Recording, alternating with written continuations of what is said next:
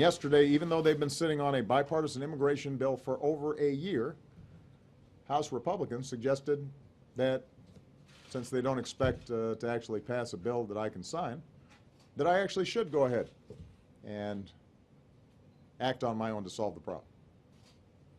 Keep in mind that just a few days earlier, they voted to sue me for acting on my own. And then when they couldn't pass a bill yesterday, they put out a statement suggesting I should act on my own because they couldn't pass a bill. The blame game has come full circle and is right back in spin mode when it comes to real, solid, and substantive immigration reform. Those on the left, the right, in between, and with no real position whatsoever have tired of the rhetoric and are about to start demanding action at the ballot box, beginning with the coming midterms. But the question remains, who, if anyone, can truly deliver on the kind of reform that will bring the great melting pot back together? Or have we already left that point of the discussion well behind us? Let's get some answers. Let's welcome back to MidPoint, columnist for the Daily Beast and the Washington Post Writers Group, author, activist, and friend Ruben Navarrette Jr. joins us. Ruben, thanks so much for being here again. Great to be with you. Ruben, here I hold in my hand an article actually from the Huffington Post that says the Congressional Hispanic Caucus issued a resolution demanding that the president keep his latest promise and do something about deportations before the end of the year. Did they honestly think that a resolution is going to push anything any faster than it's happening right now? And do they actually believe that he's going to do something before the end of the year, or is this just bluster? I think they don't think he'll do much, and I don't think that they'll think that he's going to act before the end of the year. If you read that resolution carefully, what they're basically saying is, and it's comical, the president's already broken his promise to do something before the end of summer. He says, well, I'll do something after the election. So then, like a school teacher who's reprimanding a student who's already repented, then the Congressional Hispanic Caucus comes in and says, well, you better keep your word now and do something before the end of the year. So they're basically giving the president an extension, whether he asks for one or not, until the end of the year, till December 31st. The whole thing is a game at this point. It's really not. It's so unfortunate that there's such dishonesty. The same scenario that Obama faces now, he will face until his last day in office, which is it's not politically advantageous for him to do anything on immigration. So this has all been a stall tactic, one after another. And I guarantee you this: after the election, there won't be immigration reform. There won't be an executive order. After December 31st, there won't be one. And when he leaves finally and goes back to Chicago or New York or wherever he goes, or California, wherever it is he's rumored to be going after he leaves office, there still won't be anything done on immigration. Ruben, take us inside the Hispanic Caucus and the Hispanic voters themselves, the ones right now who want some immigration reform and expected the president to do something. What are they really planning to do, and what can they do at this point? I mentioned the ballot box. It would seem that the most likely way to make your point known is to defeat the Democrats at the ballot box and make the president know exactly what they think. But is the Hispanic Caucus, these other leaders, the Hispanic leaders as well, do they have the resolve to do it, and can they get that done? It's a mixed bag. You've got a lot of folks who, frankly, are a huge disappointment, not just to me, but others in the community, because they are Democrats first and Latinos second. When it should be, Democrats way down the line. They're putting their party before their own constituency, and it's shameful. But on the other hand, there is a lot of movement among folks toward an independent vote or a stance of independence apart from both parties, where they can simply maybe give the Republicans another look, because the level of disappointment and disillusionment is so profound with Barack Obama. They finally have figured out, many Latinos, what I and others have known for years now, which is that he doesn't care about them. He doesn't want to do immigration reform. And in fact, if you really want to be honest, he belongs to a restrictionist wing of the Democratic Party that sees immigrants as a threat to blue-collar union workers. But it's a very volatile time, and it's not good for the Democrats. They would much prefer less volatility. Is that what we may be missing here? You mentioned the unions, and certainly the Democrats have always been close to the unions. Is this potentially the infighting that's going on right now, the unions basically pushing back somewhere under the table saying, look, these are jobs, these are union jobs, you're not going to bring anybody else in here or you lose our vote? I know I'm just speculating here at this point, but how is that for an aim on actual speculation? That is very true. And we have history in the sense that 1986, when marks the last time the Congress did something substantial and substantive on immigration reform, when they passed IRCA, the Immigration Reform and Control Act, it was against the objection or over the objection of the AFL-CIO. There are some folks who believe that that unions have made this miraculous turnaround because they want to bring in these immigrants as new members. I don't believe that at all. I believe that the rank and file blue collar members, the tradesmen, the electricians and plumbers and others, do not want the idea of an amnesty. They don't support an amnesty.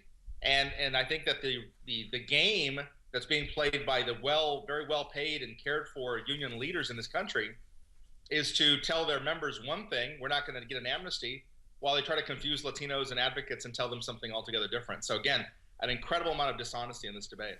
All right, let's go ahead and look at what you wrote, because this caught my eye. You did this recently, where you wrote that if you want to get comprehensive immigration reform, elect a Republican president. Ruben, that will smack right in the face of every liberal out there who says that's the wrong way to do it because the Republicans don't want immigration reform. They want to push people back across the border. They want to get rid of them as quick as possible. So make your case there. Why, in your opinion, is the election of a Republican president the only way to get this done?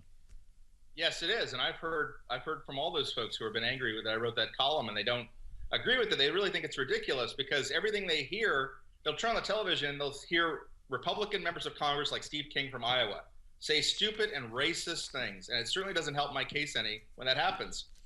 But I try to tell them, listen, there's a difference between congressmen sounding off with stupid and racist things, and I'm not going to deny that, versus what happens when you elect a Republican president. When the president of the United States, at the top of the executive branch, is a Republican, all we have looking back is Ronald Reagan signed the last amnesty bill. We have George W. Bush started the present-day conversation and did more than Barack Obama has done to try to move immigration forward. And when you put a Democrat, conversely, into the Oval Office, you end up with, under Obama, record numbers of deportations. So what you just said about how there are folks out there who think Republicans want to get rid of everybody, well, a Democrat is getting rid of everybody. It's not a question of wanting. His record speaks for itself. So I think that's really, if you really look at the issue and you look at the history, it's very clear that when a Republican president comes to office, they're going to take care of who took care of them. Follow the money. They'll take care of business. Business loves immigrant workers. Democrats take care of who take care of them. Democrats have to play to unions. Unions don't like immigrant workers. It's pretty cut and dried at that point. Follow the money. All right, here's a statement then from the man himself. Here's President Obama. He met with business leaders on Tuesday of last week, highlighting his support for pushing a package of, and here's the phrase, comprehensive immigration reform through Congress before the midterm election. Here he is. This is something that has strong bipartisan support. Keep in mind that my predecessor, George W. Bush, was a strong supporter of this. We have a fascinating cross-section of people, some unlikely bedfellows, some very liberal folks, some very conservative folks, who all believe that now's the time to get this done. Is the phrase comprehensive immigration reform a bald-faced lie? Ruben? We've typically looked at comprehensive immigration reform as the opposite to enforcement-only measures. And so I'm against enforcement-only measures. A lot of people are, because every time we spend money on the border, we end up empowering the cartels that smuggle people in. They can charge more money now than they did before. So that's not a very good model. We need to do something, it's my view, with the 11 million folks who are here. It's also the view of a lot of Republicans out there, people like Michael Bloomberg and Rupert Murdoch and others, who really do think, in the case of Murdoch, that Republicans can win elections again if they can just get this issue off the table. But they also think that if you never get this issue off the table, you're never going to win elections again.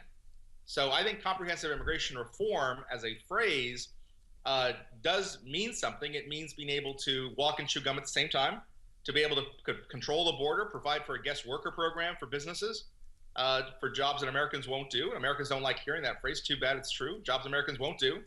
And lastly, some way of dealing with the 11 million or some portion thereof who are here illegally. So that's the real deal. But what you hear in that soundbite is the politicians are using this as a chew toy, and they're making matters worse because they've made everybody so cynical. And there's a group of people in Washington, Republicans and Democrats alike, who do not want to do anything on this issue because it's politically messy for them.